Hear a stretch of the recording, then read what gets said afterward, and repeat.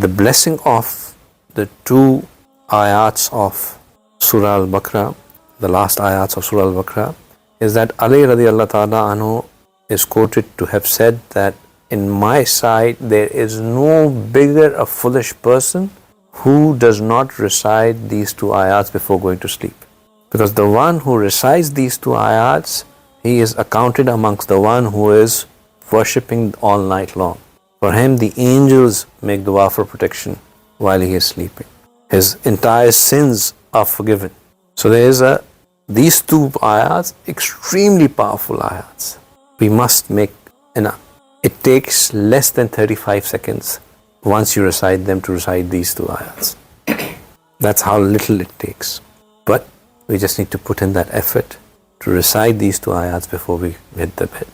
And I tell you what stops us is because we still have that last tweet to check. We still have that last Instagram message to watch. We still have that last shot to get over. The day we put away our phones, the day we put away the distraction, is when we will connect with Allah before we go to sleep.